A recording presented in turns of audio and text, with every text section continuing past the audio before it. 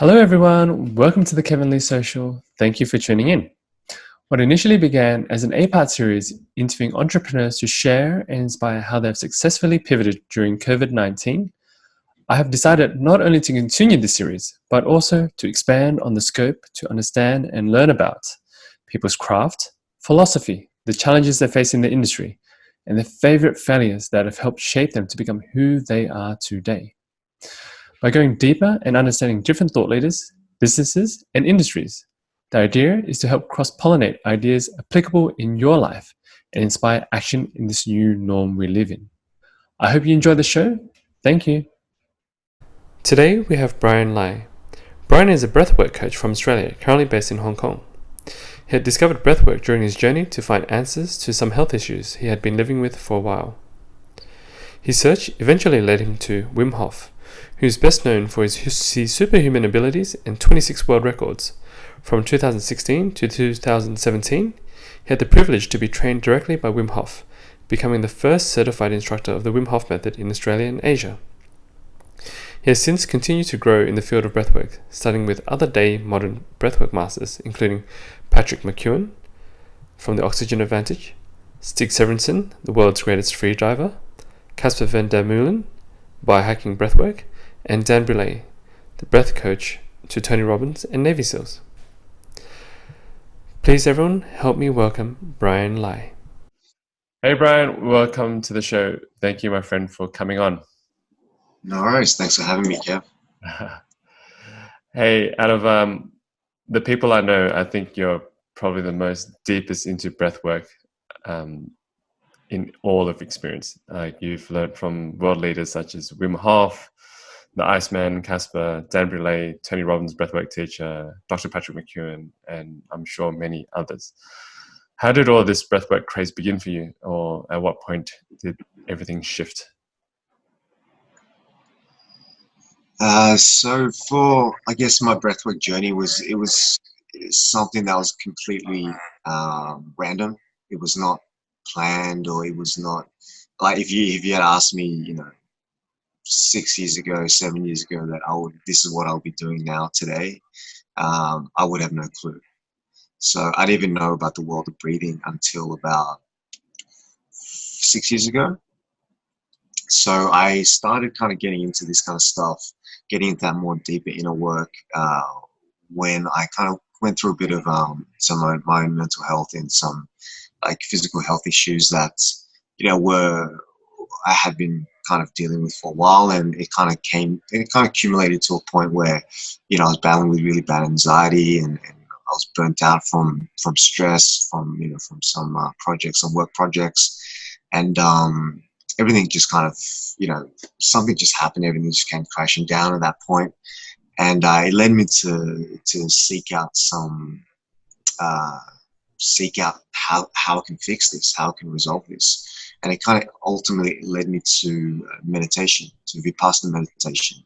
And that's that 10-day retreat. Have you heard of those ones before? Yeah. Those retreats? I heard it's one of the most challenging things people can ever do. Yeah, I mean it's actually 12 days, because they don't count the first half day and the last half day, so it's actually 12 days, but it's 10 full days in between. And I had no experience going in. Like I've never meditated before. I didn't have any friends that were into any of this stuff. All my friends are just they're just into sports and stuff like that. So it's completely a foreign world to me. But I had heard things about meditation, and and a lot of the people that I looked up to and I admired, often talked about having meditation as one of their tools in their in their toolkit. So it was always something I was open to, always something that I was like, probably I should do, and then, during that time, I think my brother was starting his journey on this kind of path too. And we both ended up doing Vipassana together. And that was in Blue Mountains in New South Wales, which is beautiful. If you ever have a chance, it's also free as well. It's paid by donation. Like whatever you feel after the experience, you can pay whatever you want, and it's like seriously 5-star like view and everything. But led me to Vipassana, and that literally for 10 days you're meditating for like 10 hours a day. So that's like 100 hours of meditation. Um, and, starting from knowing nothing to going straight to that, it was, you learn, you get thrown in the deep end, and, you sink or you swim. And ultimately, I survived it. I came out of it, and it was just an absolute game changer, the whole meditation thing. Before that, I thought it was maybe some religious thing, or I thought it was maybe some kind of woo-woo thing. And, I even had like a lot of friends that told me to not go. When I mentioned it, I was like, hey, I booked myself into this like kind of meditation place, and thinking of going. And then these people just, because they had no clue as well, and they'll tell me that maybe I should just go on a holiday, go to Thailand, kick back on a beach for a couple of weeks, and just blow off some steam like that. And it had crossed my mind many times. I almost pulled out like a bunch of times. But then something was just kind of pulling me towards it. At that time I was going through some pretty kind of like, I was in a bad place. Yep. And I was kind of like, I guess I was desperate to figure something out, to get myself out of that rut that I was in. And it led me to there, and it was an absolute game changer in terms of like just showing me that what the mind is capable of.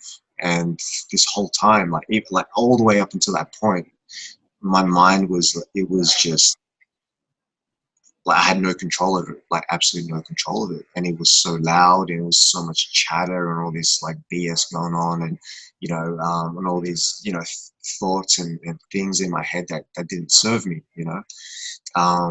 And I was like, I can't believe I lived like this many years of my life, like two and a half decades of my life, like that. So it was an absolute game changer, an absolute eye opener for me. But over time, they actually recommend that to keep up the practice, you do 2 hours a day, like 1 hour in the morning, 1 hour in the evening, and, I mean, some people might be able to do it. I kept it up for maybe a couple months, but after that, it's a bit, it's not that practical for a lot of people, 1 hour, 1 hour, 2 hours a day, So, in a time poor society like we have now, we've got so many distractions. It's kind of difficult to put aside 2 hours to just sit there and not do anything.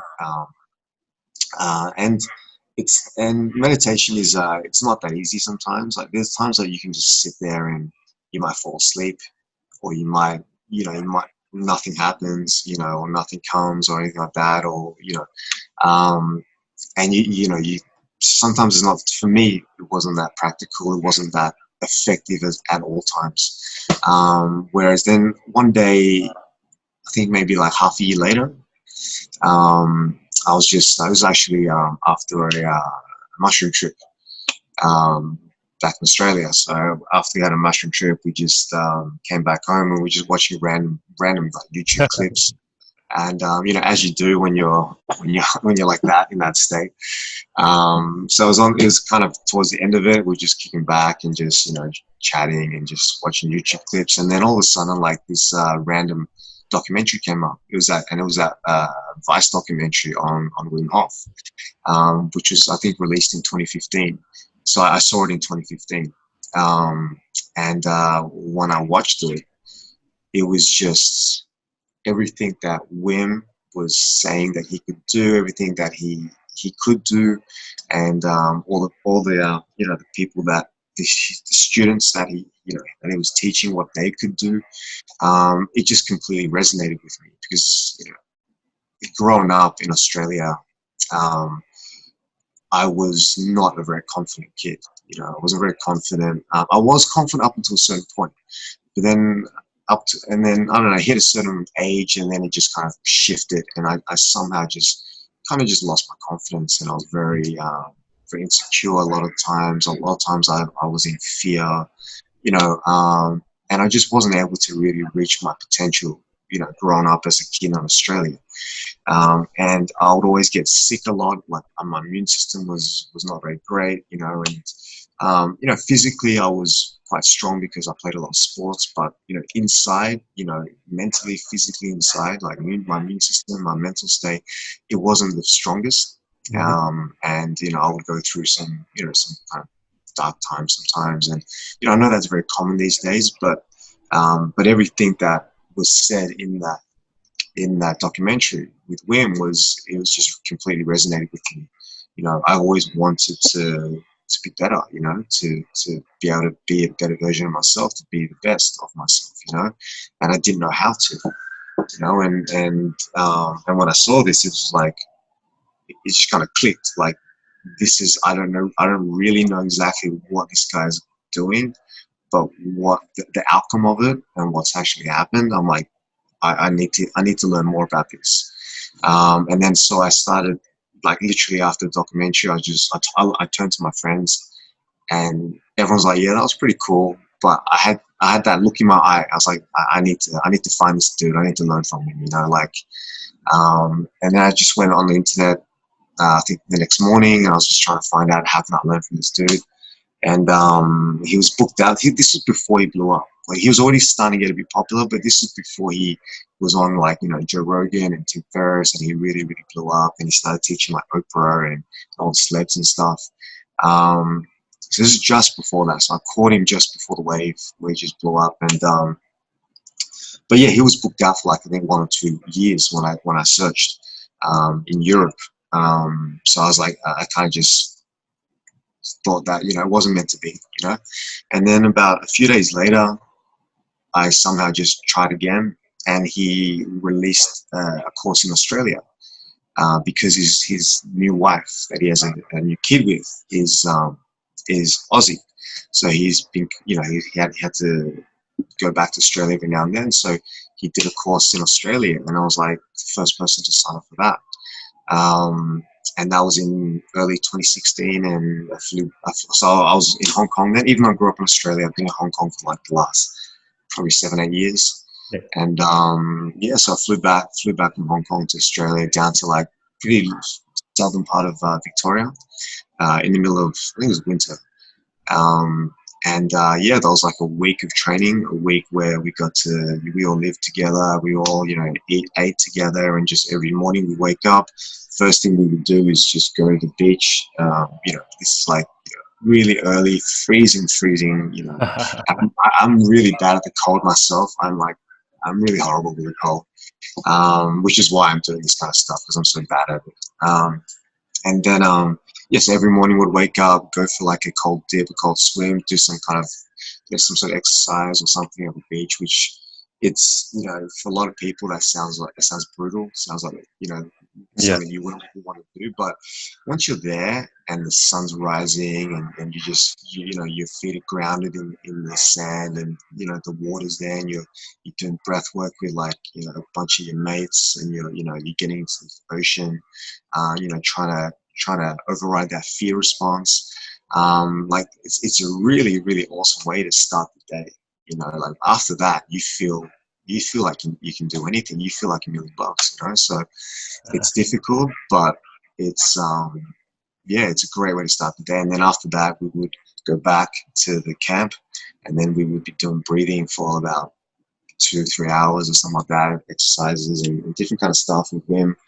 And often, when we're doing exercises, he'd be, like, jamming away on his guitar and, singing his crazy songs and crack a lot of his dad jokes. And then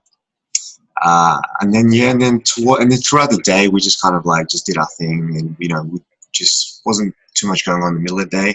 And then when evening hit, when the sun set and it was dark, that's when we did the ice baths. So that's when we started doing the ice training. And we trained for about a week. And I remember the first day I did my very first ice bath. And this had no experience. I had no experience. And we didn't even do any sort of breathing to prepare for it. We just went in. And it was brutal. It was absolutely brutal. I couldn't believe how cold it was. I couldn't believe how painful it was. Have you done an ice bath before? I have, actually. I remember the first time I did it as well. It was excruciating. It was like somebody was stabbing me in the kidneys.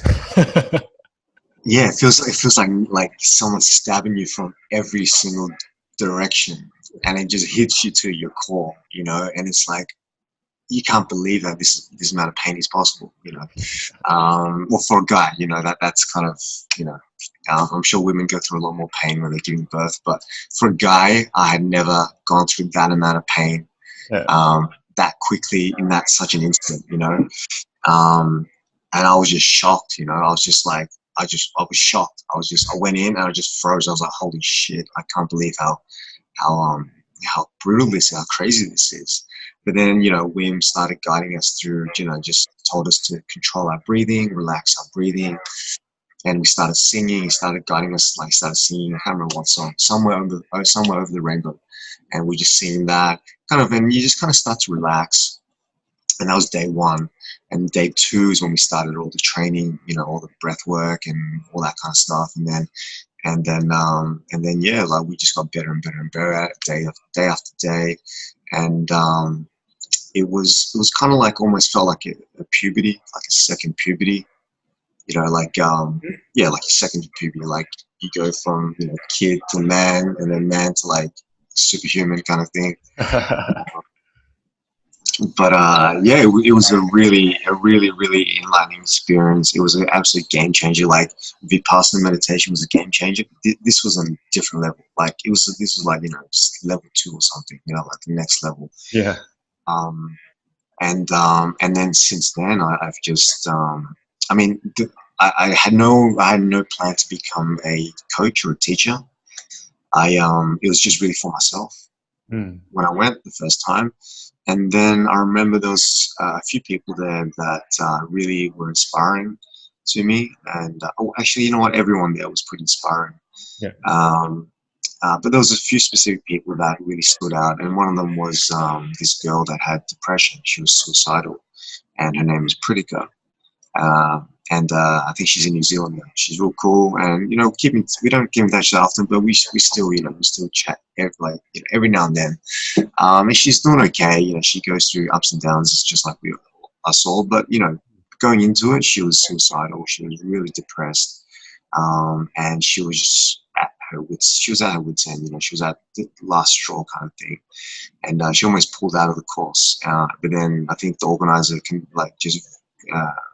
she convinced her to just, you know, just try this one last time. This one last thing, just give this a go. And she came, and then, you know, Wim on the first day said that, you know, we went through the room and everyone's kind of telling, you know, everyone's kind of saying, you know, their reasons of being there. You know, and she said that, you know, she's going through these things. And then, you know, Wim said, I'm gonna be able to help you, like, fix you within a week, you know. And for me, that was a very foreign. It was a very foreign. I just couldn't believe it, because I've, through my own personal experience, but also through a lot of family members and friends who suffer from mental health issues, Mm-hmm. and some of them for decades and decades, for most of their lives actually. And for me, I was like, like something like that, how can it be fixed that quickly? You know, so I wasn't close to the idea that it could be fixed, but I was a bit skeptical that, you know, it could be done in such a short amount of time. And sure enough, after a week, she was better, you know. And I asked her on the last day when we were all sitting around the campfire, and after just having a chat with her and asking her about, talking about her experience, and then I asked her, you know, do you think you're healed? And she said yes. And I said, and how do you know? Like, and then she said that she no longer thinks about killing herself. You know, before she would look everywhere she would look, she would think about killing herself. Like she would see a tree, and then she would envision, like, you know, how to hang herself. You know, or you know, pretty dark stuff. You know, Yeah. Yeah. um, and she said, yeah, she does that thought was not popping up in her head anymore. And she said it was in the ice. There was something happened in the ice. The ice somehow reconnected her. She felt like because, you know, when people go through mental health issues, that a lot of times they feel disconnected, not just with people outside and the world around them, but also with themselves. And for her, she said it was something that happened in the ice bath that she felt that disconnection reconnect, and she felt herself again. Okay. And obviously the breath work helps. The breath work is what prepares you for the ice bath. And when I heard those kind of stories, and you know, many other stories as well, you know, they had people that had physical, like there was a guy called Manuel, and he's awesome. He had arthritis, his fingers like all fused like that, and he couldn't really move them, and he had a lot of pain in the joints like all the time, you know. And after by day 2, he said the pain was manageable. He could move, he could enjoy, you know, his life a lot more. Just the quality of his life itself had improved because he could move his fingers, and you know there wasn't that much pain anymore. And this is just a couple of stories. And there was like a tribe of about 20 people.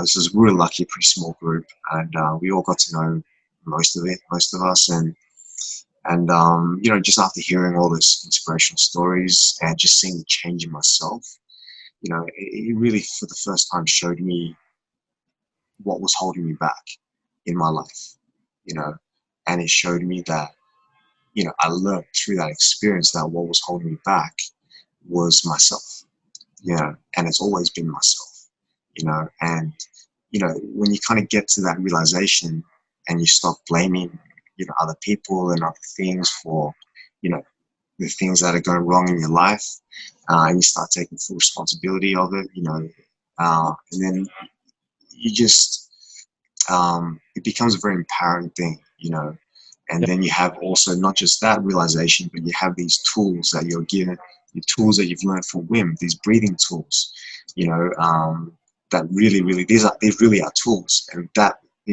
those tools armed with this mindset, you're a different person. You are a much better version of yourself. You've kind of shed kind of that, whatever's kind of weighing you down. Obviously, it's still a work in progress, but it was like the first major kind of, it's like when Goku turned Super Saiyan for the first time. You know, after that, there's many levels, but it's that first time. Yeah. No, That's kind of that's kind of how. And then for the next 2 years, I kept training with Wim to become an instructor, and I think I was in the first group of instructors from Australia and Asia, and then obviously when I was doing it, it was still very, very new, very, very new. So I was the only one that was teaching it in Hong Kong, China, that area. And I think there's some in China now, but I'm still the only one that's doing this in Hong Kong. So it's still not that mainstream over in this area, in this part of the world. It's it's getting kind of quite big in the US and parts of Europe and stuff, but in Asia it's relatively lesser known. Thank you so much, Brian, for sharing that story. Very deep, so many transformative experiences that you shared. And while I was listening to it, I'm curious to hear your perspective or understanding of how you think breath work and ice baths, or the exposure to that, helps people transform, whether it's physically or mentally. Like out of the two, they're both incredible tools. I would say start with the breath first, because that's accessible to everyone. We all breathe, obviously, and that's something that we can make an instant pivot, an instant shift in, right here, right now. If you decide to, so how it impacts people, how it benefits them, is basically, if you think about the human body. Okay, try to think about the human body more like say like a vehicle, like a machine. It's a very complex biological machine, and within that machine is your nervous system, and the nervous system is what controls it pretty much dictates our state, how we are, and our state is our mood, and over time that becomes our personality, so it is literally us, So for basically the nervous system, for most people, they are unaware that they can actually control it. They can actually influence the nervous system, and specifically the autonomic nervous system. So the autonomic nervous system is called autonomic because, originally researchers thought that you can't change it. You can't. Sorry, it's not that you can't change it. You can't control it. It was involuntary. Things like, maybe like your heartbeat, or, how your eyes blink and how you digest food, and, certain things that, you know, are outside of your control, you know, and it just runs automatically. Um, and you know, in most cases, that's how it should be.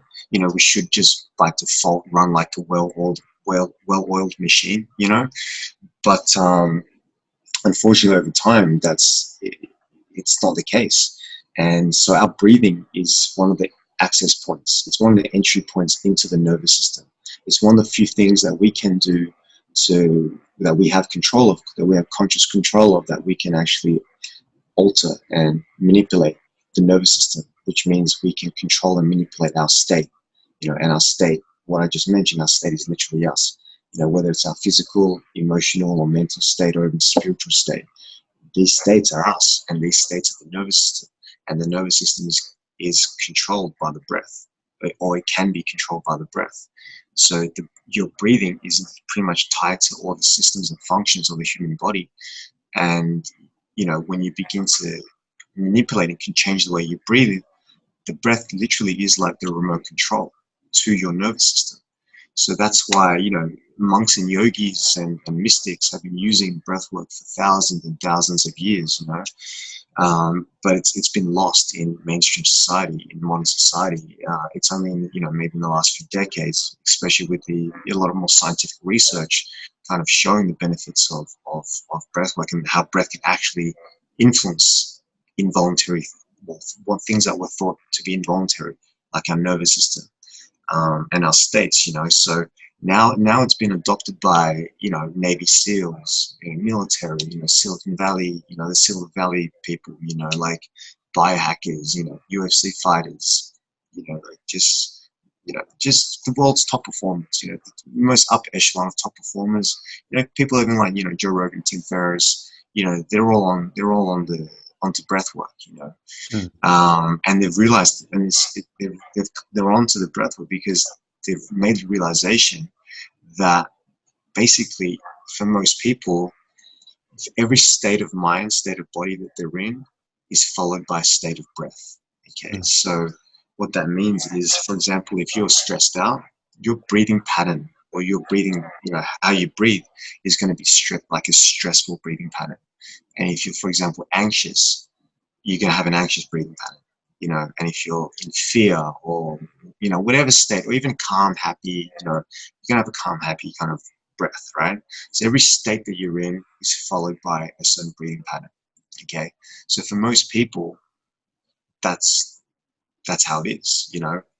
But the little secret is, so the little secret is that it goes both ways. So it's bidirectional. So you can control your breath to control your state.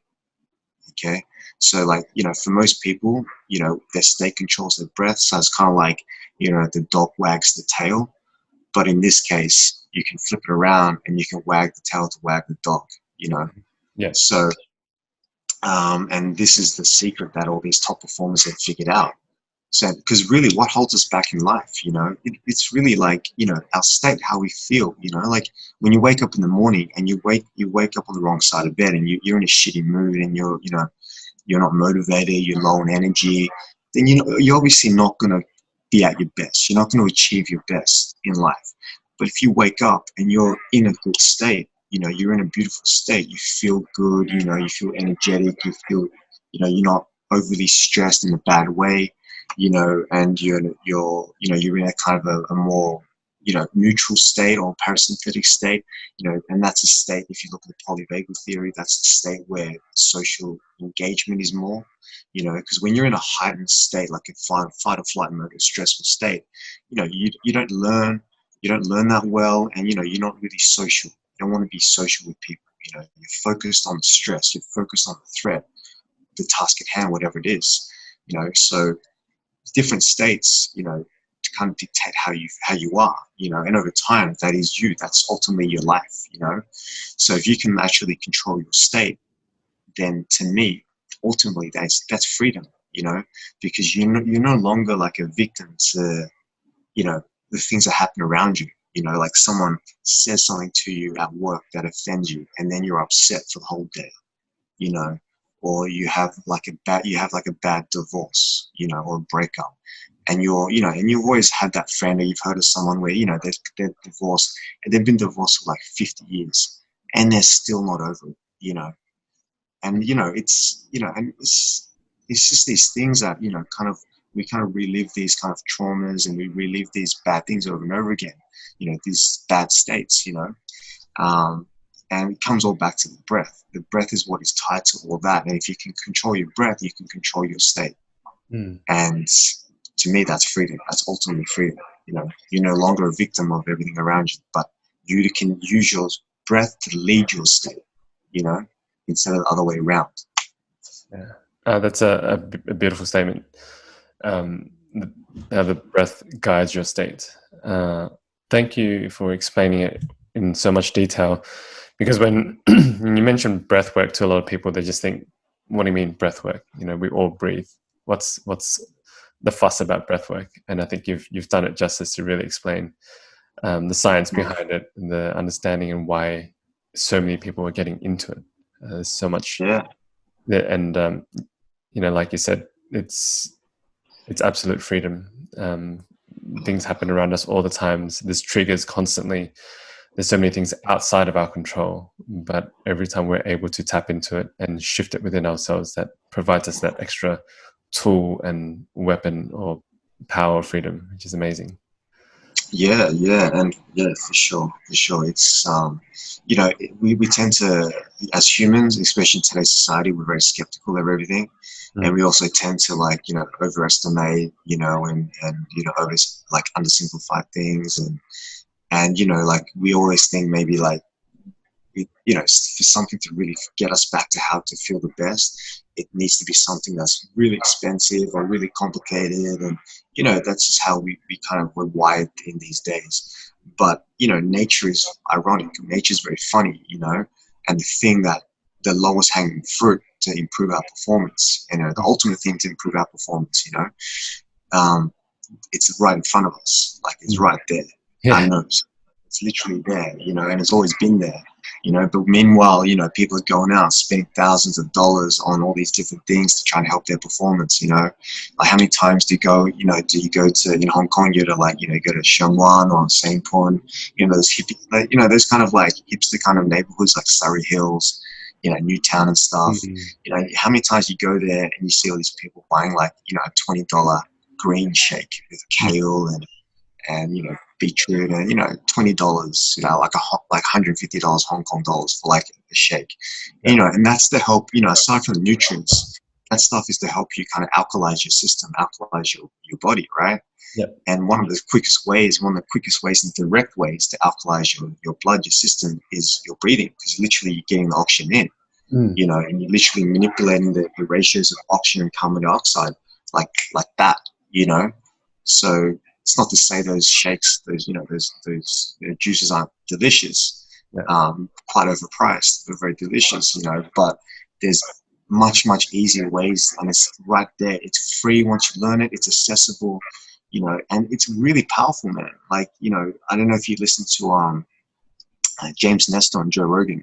James Nestor is this guy that wrote a book called Breathe recently, and it's an amazing book. I would recommend everyone that's interested in this topic to get Breathe. It doesn't specifically break down too many techniques and stuff, but it just kind of goes through the history of how we've ended up how we are now, how collectively as a species we are one of the worst breathers. We are the worst breather in the animal kingdom. We all kind of breathe in a compromised manner. And so it's like 8, 9 out of 10 people are breathing in a suboptimal manner. So, when you think about that, a lot of people breathing bad. A lot of my students, for example, they're like, oh, I'm breathing bad, and they see it as a bad thing, but if you reframe it, it's actually a really good thing, in my opinion.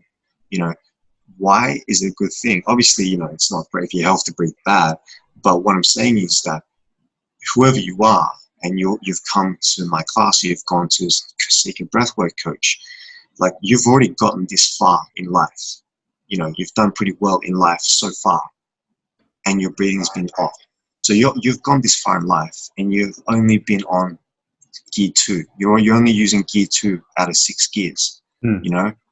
Now with the breath, and not just the breath, but other tools as well, you can now go from gear 2 to 3 to 4 to 5 to 6, you know. So wherever you are in life right now, and you're breathing, you've never ventured into breath work or mastering it, like learning how the breath impacts performance and stuff, you're missing out. But if you get in on it, then dude, like it's like it's seriously like so much return on investment, you know, for something that's so simple, you know.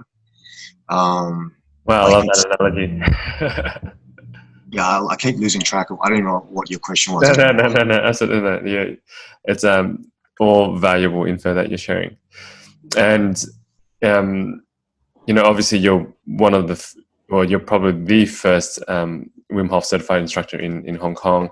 You're one of the only ones that are doing it over there, and you've learned from all these other amazing people. How are you putting this together? How are you sharing it with people? I know that you've launched Primal Breathwork. Can you share with us more about your work now?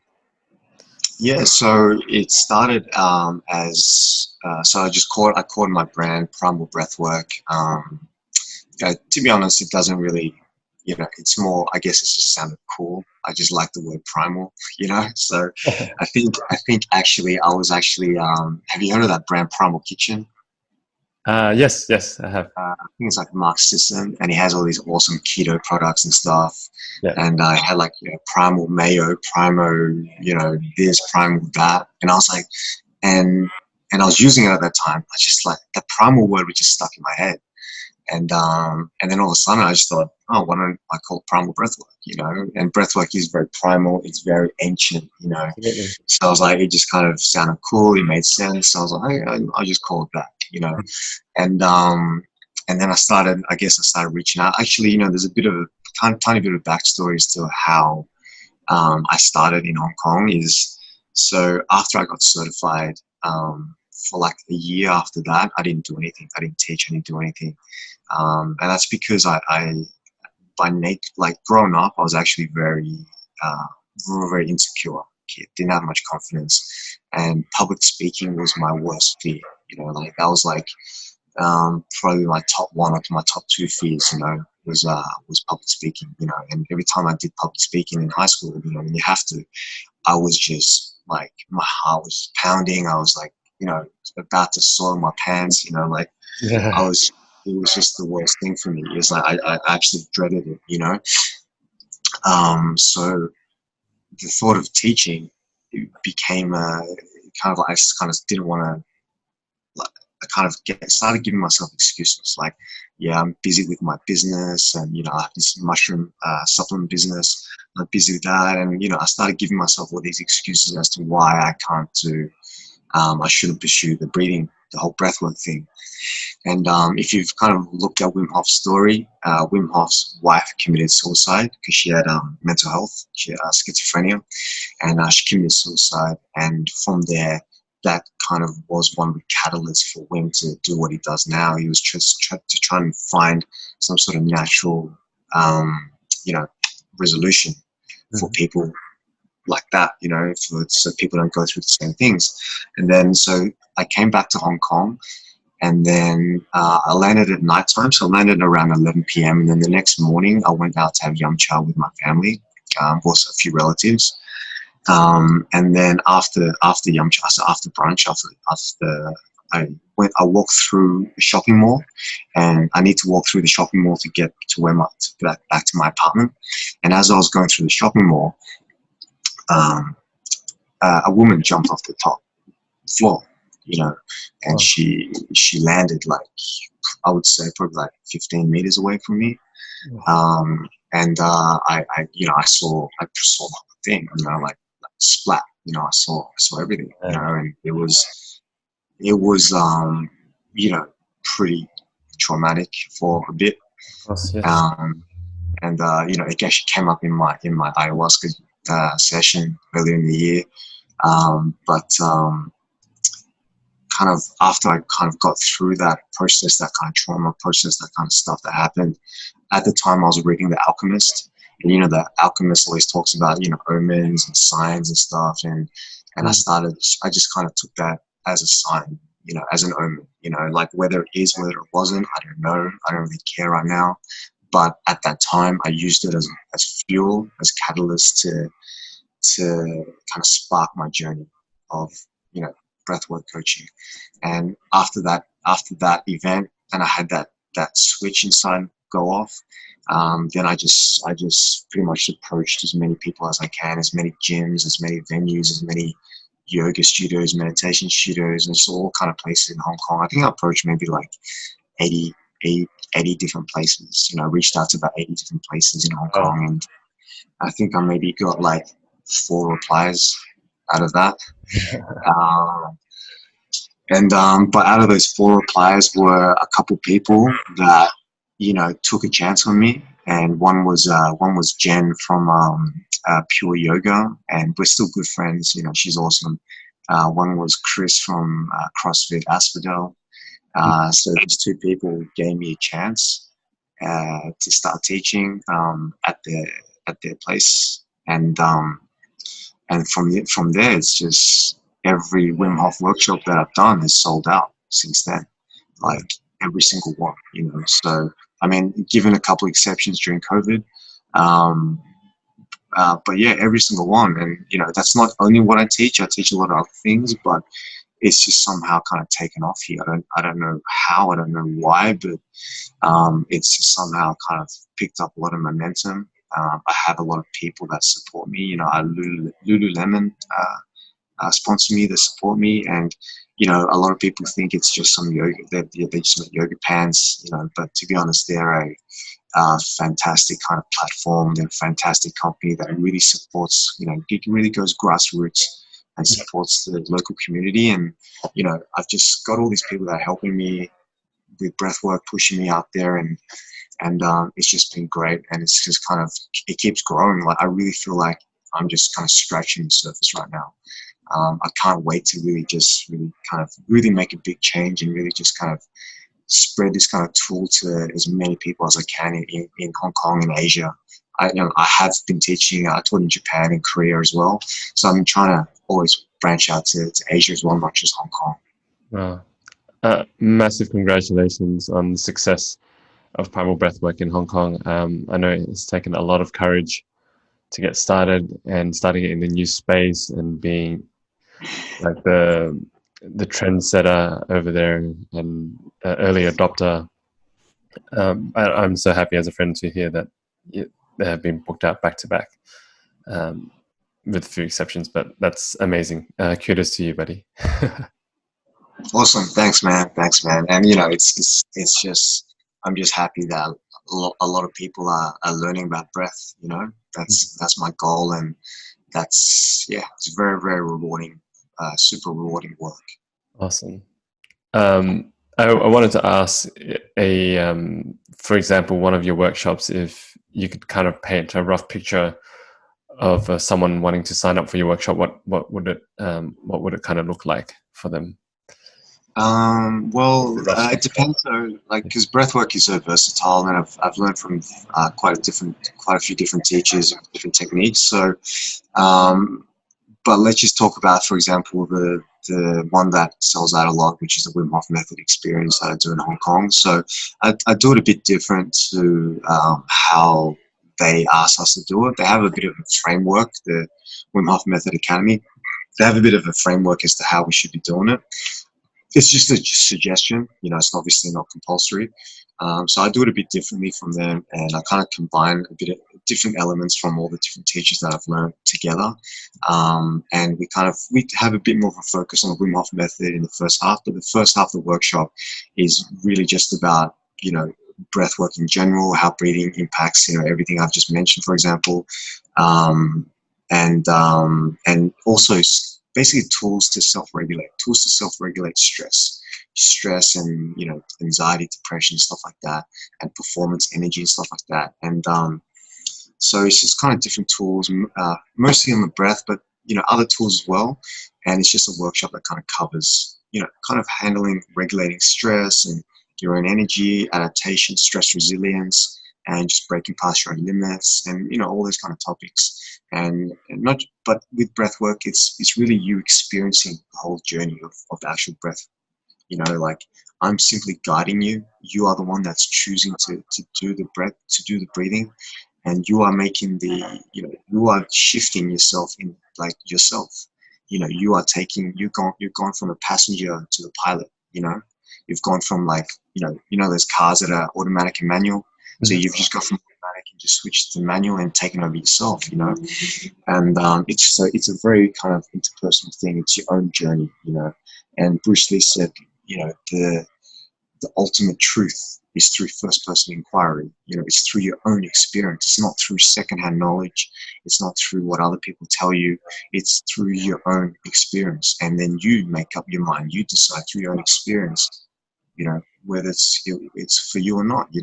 Mm. And that's just not for breath work as well, but that's the kind of mentality I adopt for everything. You kind of have to have your own experience of it in most cases, to really have a, a proper informed idea of whether that thing is going to serve you or not. Mm. You've also mentioned you work a lot. I mean, the Wim Hof method also is part of ice work as well. And while I was doing some research, you started like an ice tribe. Yeah. Are you? If you can share with us what the ice tribe is about, or and with ice baths and stuff, what are some benefits that come with it, and how often would you recommend something like that? Yeah, so with the whole ice bath thing, it's more. It just kind of was more born out of my other workshops, where people come to my workshop, they'll have an amazing experience, and they blow their own mind because they've done this kind of thing, jump into the ice, and they do this thing that they thought was impossible, or they thought was they couldn't do, and they do it. And once you're able to smash your own goals and you smash your limits, it opens up, so it unlocks something. And I just had a lot of people just ask me, like, when's the next ice bath event? When's the next ice bath event? And and obviously I didn't want them to have to sit through another 4-hour workshop, if they just want to do the ice bath. Right. So I just started a community where we just we all get together. I guide everyone through some breathing, some breath work, like a breath work flow. And then we all start hopping to the ice, and, we got different, some people can just come and chill and just hop in the ice once or twice. Other people like myself, I might, hop into the ice, come out, maybe hop on the assault bike or do some push-ups and stuff, and then hop back in, and then keep doing kind of rotations and working in different things. So it's kind of for everyone to really kind of do their own thing. Obviously, I'm there to guide everyone. I'm there to watch over and make sure everything gets done in a safe manner, of course. Yep. I mean, the benefits of ice there's so many benefits. You can easily Google them, but like things like anti-inflammatory, cold shock proteins. This helps circulation, recovery.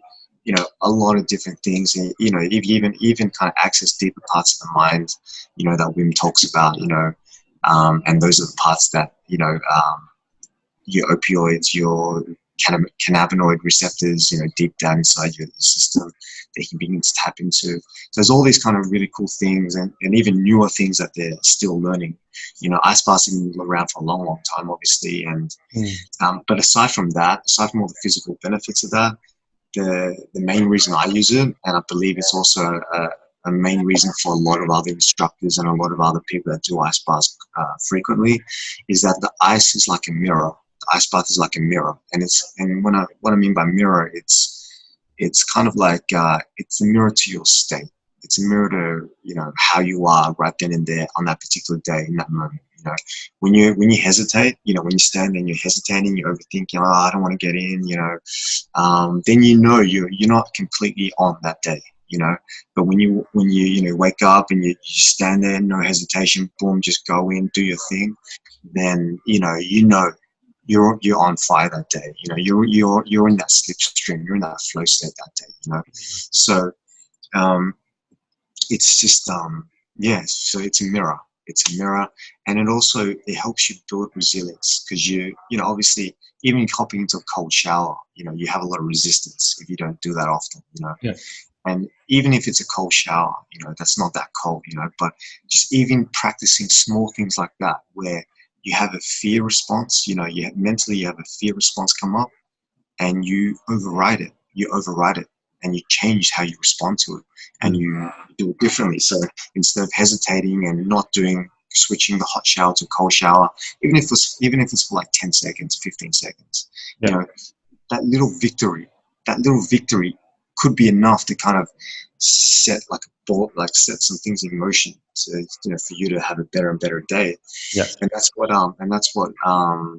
this research from Stanford, is a really cool guy called Andrew Huberman, and that's what he talks about. He talks about, when people, the champions, or the people that really understand success, it's like for a lot of people, what they do is, when there's something they need to do, like a task, they see it as like a monumental kind of goal, like this big kind of thing to achieve.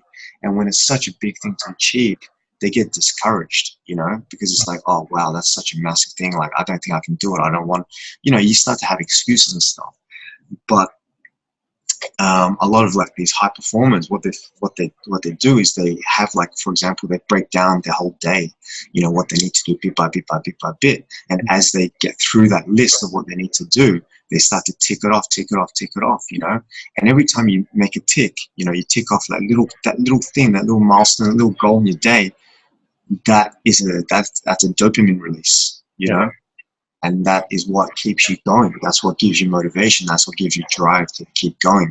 So these people have figured out, worked out, or maybe, just by, maybe not consciously, just, through their gut, but, having these little tiny little things, little small doses of dopamine throughout the day is what keeps you going, to achieve ultimately that bigger goal down the line, But, I find myself, I procrastinate a lot. That's one of my biggest flaws. That's one of my biggest weaknesses, is procrastinating, and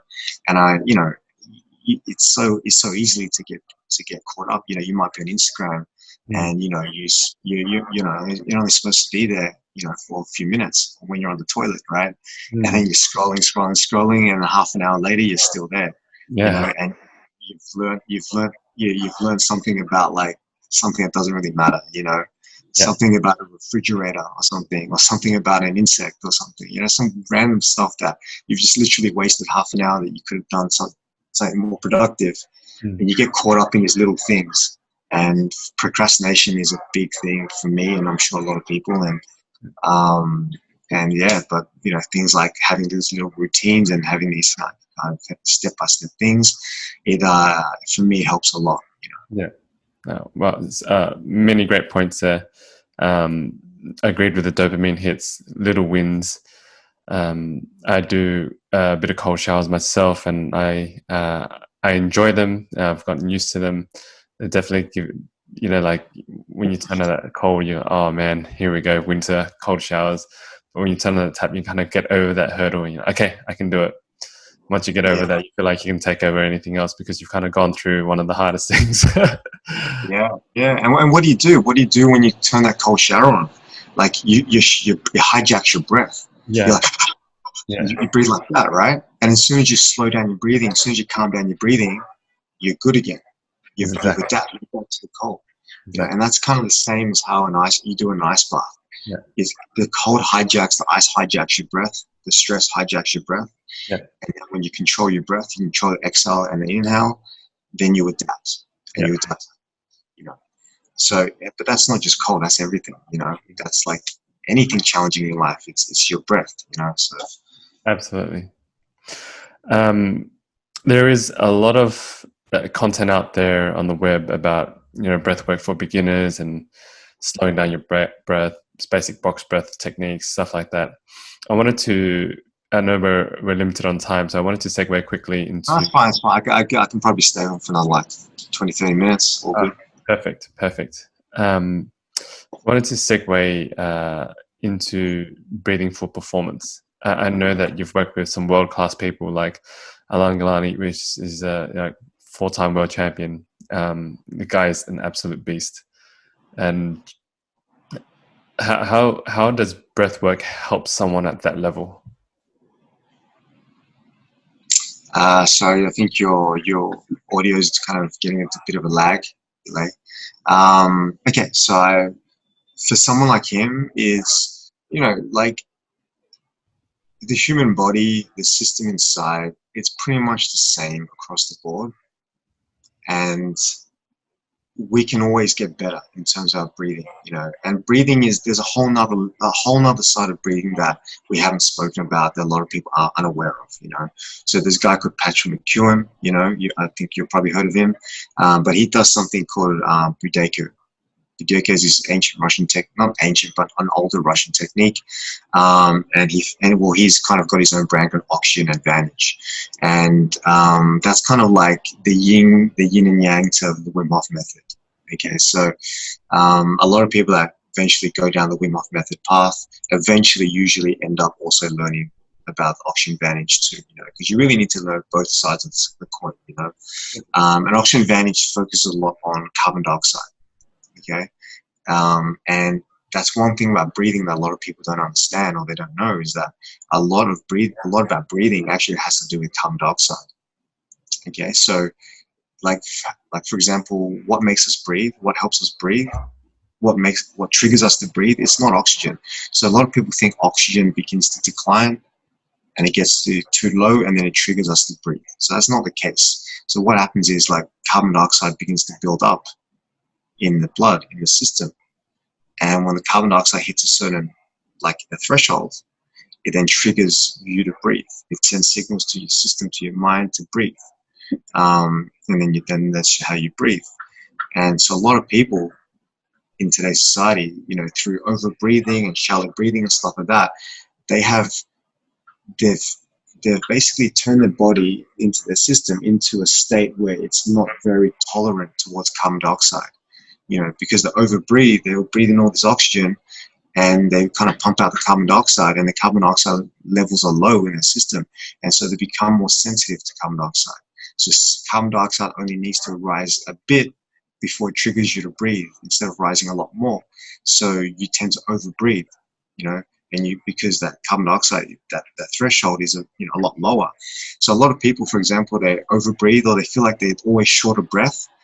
It's not that they're short of oxygen. If you measure your oxygen saturation, get one of those pulse oximeters, put on your finger, you're going to find your oxygen saturation pretty high, in the high 90s most of the time.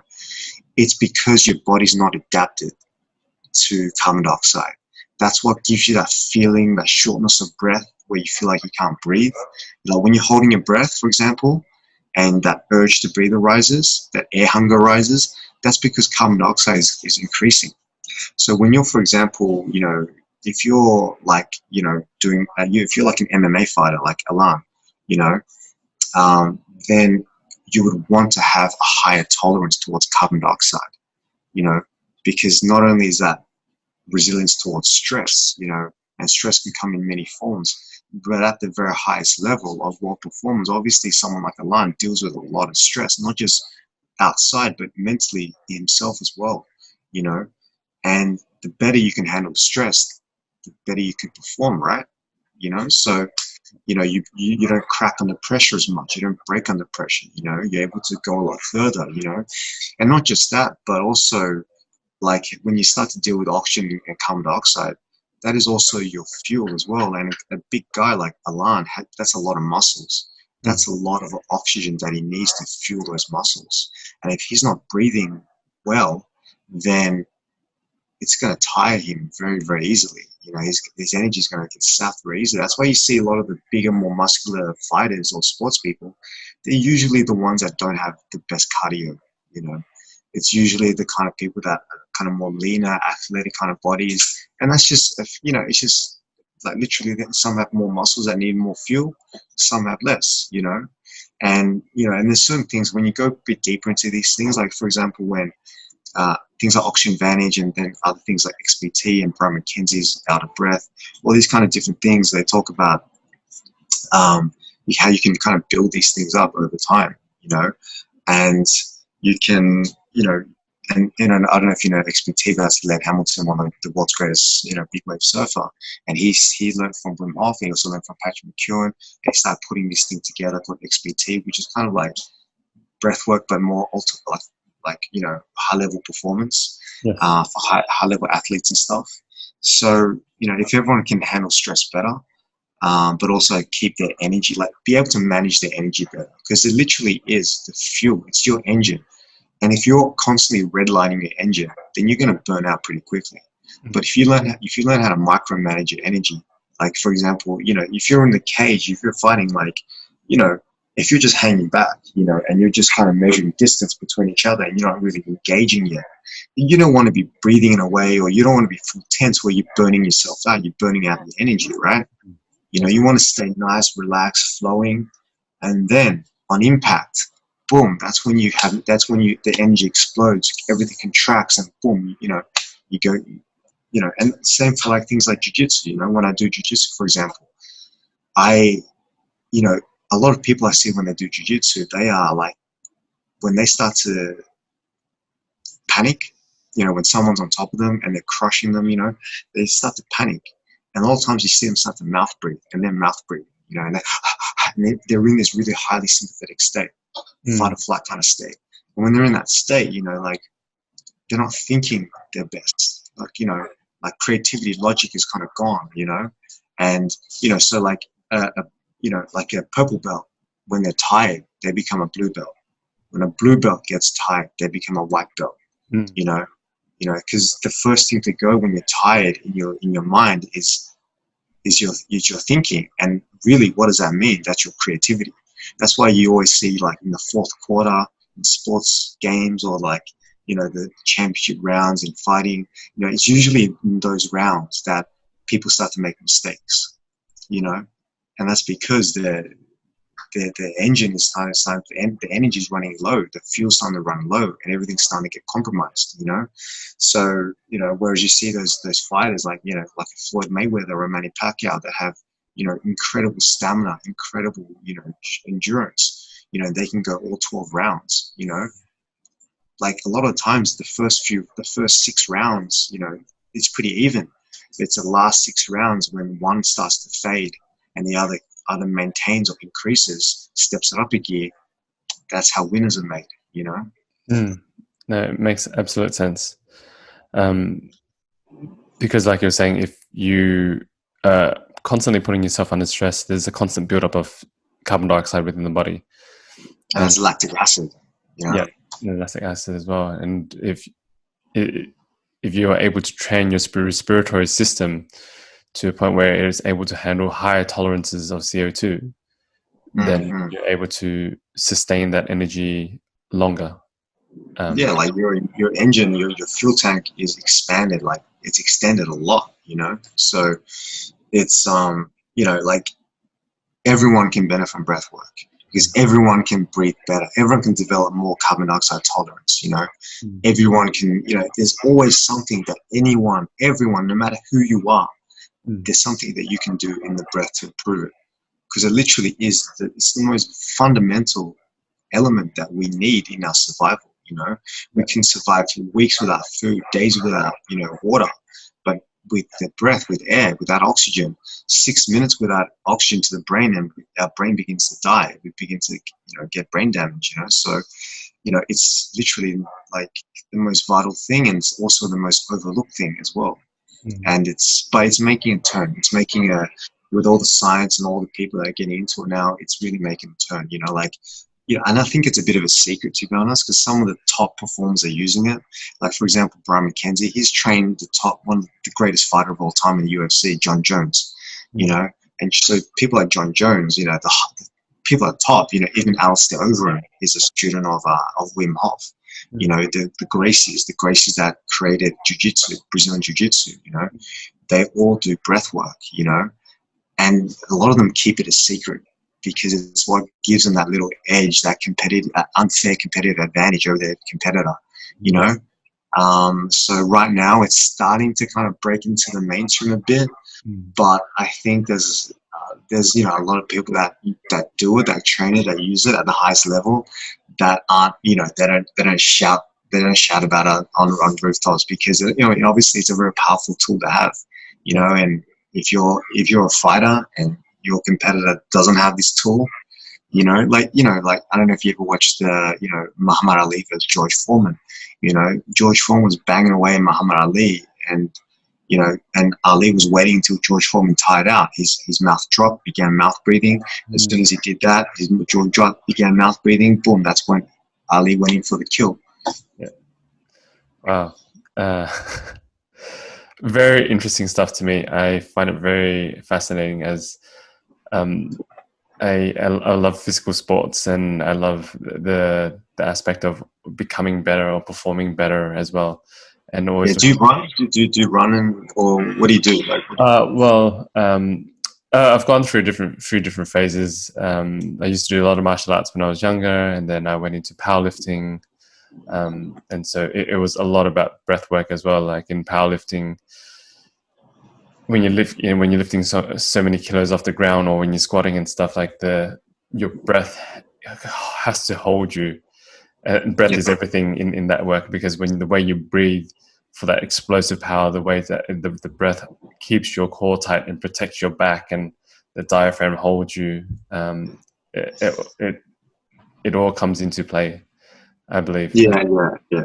Diaphragm is a big factor for your posture, so I'm sure it helps with the weight powerlifting. But yeah, I mean, for anything, pretty much any sport aside from swimming, like really try to keep it nasal breathing. Nasal breathe as much as you possibly can. Like just think about, for example, a racehorse. Do you ever see a racehorse ever use his mouth to breathe? Right. At full pace, it's just nasal breathing. It's all nasal breathing. You look at all the animals; they're all nasal breathing. When it's mouth breathing, it means it's sick. It means there's something wrong. And for humans, it's the same thing. We're not supposed to mouth breathe, unless we're really exhausted or something, or we're doing a particular breathing technique like the Wim Hof method. Yep. But if you're unconsciously mouth breathing a lot, honestly, that's one of the biggest things. It's one of the worst things. When you shallow breathe into your chest and your mouth breathing, it's one of the worst things. You're constantly in a sympathetic state. You're constantly redlining your system. You're going to burn yourself out. Like you're running on fumes. You're running on empty. And it's one of the biggest changes someone can do is, if they're mouth breathing, don't switch it to nose. Make sure you're nose breathing as much as you can, especially when you sleep as well. And breathe from the belly, breathe from the diaphragm, and not the upper chest. As in, you can breathe into the diaphragm first and then fill up the chest, okay? But don't just breathe into the upper chest, unless unless you're doing it on purpose, like what you're doing. Otherwise, keep the diaphragm first, Yeah, it's also the masses don't really do that, right? You see a lot of people mouth breathe. A lot of mouth breathing, but also a lot of chest breathing, upper chest breathing. And then, it's very easy. The listeners, your listeners, your watchers, your viewers, you can do a real simple test. Just put one hand on your belly, one hand on your chest, okay, and just take 10 deep breaths in, and just observe which hand moves. And if you, for example, when you breathe in, you're breathing like this. Like that. Yeah. You see how much my shoulders are rising up and I'm kind of expanding vertically. If you're doing that, then you're breathing suboptimal. If you're kind of expanding your diaphragm, you're like, and you're breathing into the diaphragm and you're expanding the belly, then good, keep doing that. And really kind of expand the range of motion of the diaphragm as well. Because it is a muscle.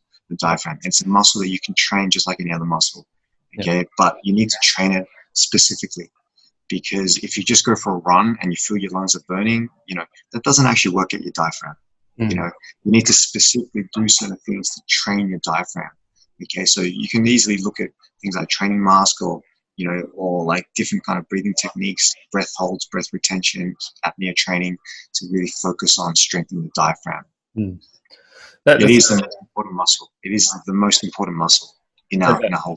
Yeah, and that leads me to the next part, which was I normally ask what are people's favorite exercise, but for you, I would ask you, what is your favorite breathwork exercise? Favorite? I mean, it's one of those things that's difficult to answer because, you know, you have different breathing techniques for different things. But I think overall, I obviously have a soft spot for the Wim Hof method because that is the first kind of breath work I've experienced. And they often call Wim Hof method the gateway drug to breath work because it's so powerful and it's such a kind of like, it's very easy to do. You know, it's not like, say, holotropic breath work or rebirthing breath work where you need to, you know, you lie there and breathe for like an hour or two, you know. It's something that you can do like in a few minutes and you feel it. You feel the effects on it very, very quickly, straight away almost, you know. And so it's very powerful and very simple to do. And I would say it's probably one of the techniques I would do almost daily, I would say, almost daily. But the most important one really is breath awareness. That's the one that most people overlook. A lot of people, when they look into breath work or talk about breath work, is they're always like just talking about this technique or that technique, and, you know, whatever. But one of the biggest things is just actually being aware of your breath. That's to me, that's one of the most important things. And that's one of the things that it sounds simple, but it's not that easy. And it's kind of like, it's like mindfulness. It's like meditation. It's like, you know, when you train meditation and mindfulness, for example, after a while, you can really begin to just observe your thoughts. And you can always observe them in real time. Like, you can see yourself reacting. You can see yourself, you know, behaving a certain way, you know. And you want to have the same kind of relationship with your breath. So you want to be able to really pay attention to your breath, because your breath, you know, the different rhythm and pattern of how you breathe, like what I mentioned at the beginning, right? It's like your breathing pattern follows your state, but you can flip it around as well. So if you can really begin to tune into your state, you can begin to really tune into your breath. You can tune into your state. Like, for example, like a panic attack, you know, like a panic attack. A lot of people that have panic attacks, they feel like, or they think it comes out of the blue. It just comes out of nowhere.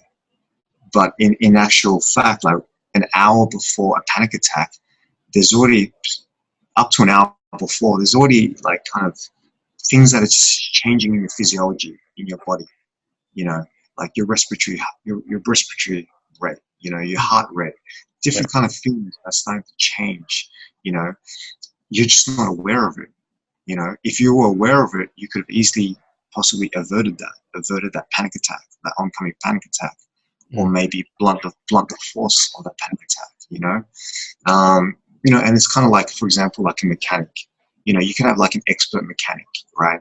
And they could look at a car and listen to the sound of the engine and do a few things to it, and you know, be able to tell, okay, what kind of health that car is, you know, and it's got maybe like 400 miles left before you need to change something, you know, or you know, blah blah blah blah blah, something like that, right? Whereas someone that has no idea about cars, like myself, right? I look at a car, I'm like, okay, does it switch on? Does it switch off? That's all I know. That's all I care about, you know. Whereas, like, you know, so it's the same for the human body. If you really learn to really be aware of it and really start to really understand and read all these little things about your body, you can really start to see that your state is something that you can control. So, like, for example, like a panic attack, anxiety attack, all those things. I'm not saying that these are all cases. Some people are having have a proper reason, have a proper condition where that happens. But a lot of the times, like, for example, me from before, I'll be battling with a lot of anxiety. And a lot of times for me, thinking back, it's because I was mouth breathing. I was either holding my breath or I was mouth breathing shallow. And that exacerbates whatever is going on in my head, you know, that negativity, and it gets worse and worse and worse, you know. So it's the breath is like everything, and if you can really pay attention to it, you can start to pick out, okay, I'm holding my breath, I'm breathing in a certain way that doesn't serve me right now, and you can change it. You know. So, and your breath, literally, your breath tells a story. It tells a story of your state. Okay, so if you can control your breath, or be aware of your breath and master your breath and be able to control it, then you get to write that story. You know, you become the author. You know? So it's very powerful thing. Another beautiful analogy and example. Thank you, Brian. We're reaching to the tail end of the interview. Just wanted to ask you, what are some of your morning routines? What does it look like? Do you have a morning routine? Yeah. I mean, I used to have like a kind of fixed morning routine where I do certain rounds of this breathing and that breathing, and then meditation and stuff like that. So I just keep switching up these days, whatever I kind of feel like I need in the morning. So right now, like just in the last week or so, um, you know, cold shower in the morning, cold shower just to get the system going. I will do my best to try and go out and to get some sun in the morning to just kind of set the circadian rhythms and the different kind of clocks in the system. Just kind of set that, get that synced up. And then, I'll have my brand of mushrooms. So I have this company that called Alpha Dynamics, which does medicinal mushrooms. So things like cordyceps and reishi and lion's mane and chaga and turkey tail, stuff like that. So I don't really take too many supplements, but I take that. So I generally at the moment, I take lion's mane and cordyceps in the morning. And it's a great kind of tool to kind of just give you your mind, body, just kind of like just this boost. And then after I drink that nice tea, I do some breathing right now. So right now I'm doing I'll do probably a few rounds of Wim Hof method, and then I'll do a few rounds of maybe some box breathing or combat breathing, and then maybe some breath holding or some apnea training, just to improve CO2 tolerance and also kind of help increase lung capacity.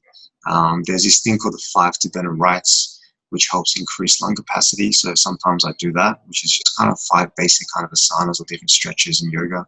And then right now I've got something new called I think it's called a Shakti mat. And it's like, have you heard of them? It's an acupressure mat. So it's like a mat with all these needles and stuff coming out of it. It's like hundreds and hundreds of needles on it. Yeah, I got one from, I got the bulletproof one, which is very similar, which is the same. Yeah, and I've tried it. Comes with a pillow. Yeah. Have you tried it? Yeah. I got the mat from Bulletproof, and it's like little circles with all these spikes, and there's like a gazillion of them. Yeah. Besides them doing that, I've been just lying on that, and like sometimes I fall asleep on it. It's like one time I fell asleep for 2 hours, and when you come out of that, it's brutal. It feels like your whole back is just sunburned. But I usually stay on there for like, say, anywhere between 10 to 30 minutes, and I love it. I just feel great afterwards. And do you do breathing before you get on it yourself? Apparently, if you do breathing while on the mat, it just takes things to a whole nother level. All right. Okay. Yeah. Well, the first couple times I did it after breath work, and the first couple times I started tripping out. Like I started having like a bit of a psychedelic trip. So I don't know what was happening, but something was happening. But for me also, like it kind of parallels an ice bath for me in terms of when you get on the mat, it's quite intense, the pain, the spikes, going into you. And then when you begin to kind of slow down your breathing, you kind of let go and just kind of relax your body, relax into it, then it becomes manageable. And then you ease into it and you adapt, right? So it's very similar to the whole process of an ice bath. Less intense, but similar process. But what I also found is when you do the Wim Hof method breathing, when you do the breathing, so what that actually does is, have you ever heard of Rhonda Patrick? So Dr. Rhonda Patrick, she talks about this a lot. Yeah.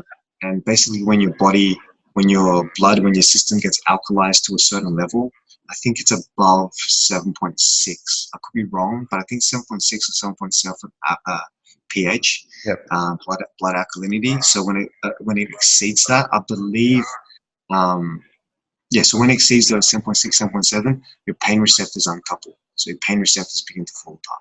So that doesn't mean that you don't feel pain, but it becomes a lot more manageable. It blunts the force of the pain. So that's why when we get into ice bath after breathing, it blunts the force of the ice, the cold. But also you try it on the acupressure mat. Like do it without breathing and do it with a couple rounds of Wim Hof method, and you'll find that it's a small difference, but it's enough to make the sensation of pain a lot more manageable. Right. So that's my daily routine right now, and I use the Theragun, that percussion. Yeah. That's great. That feels like a jackhammer. Looks intense, but it also looks very effective as well. Yeah, yeah. And final two questions. If you could only send one single line of SMS text to yourself 5 years ago, what would it be?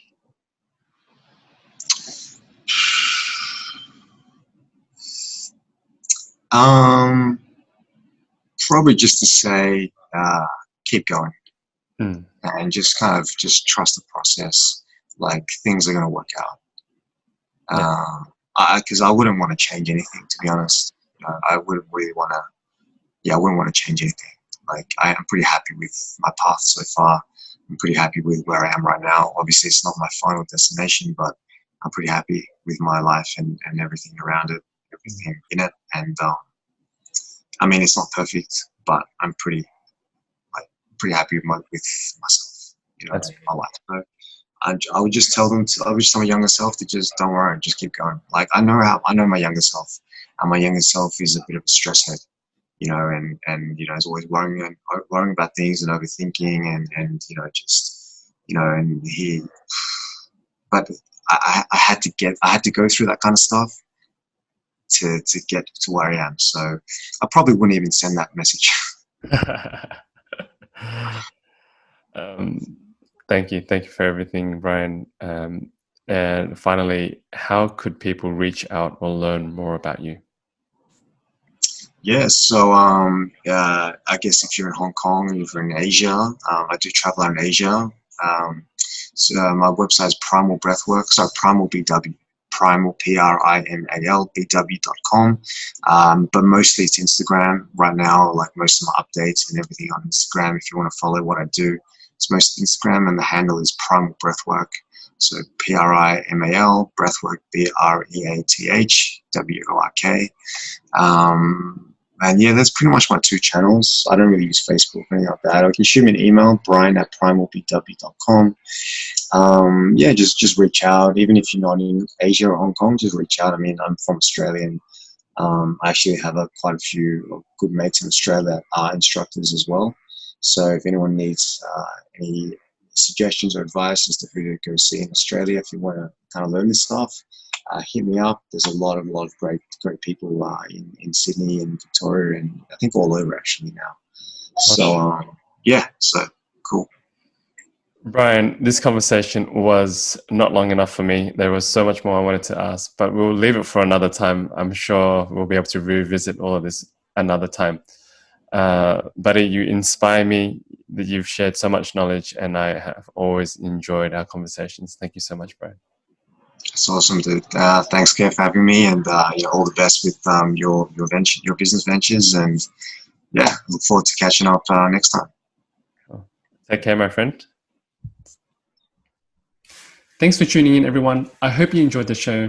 All the links to the show notes will be available at kevinleesocial.com, spelled KEVINLY.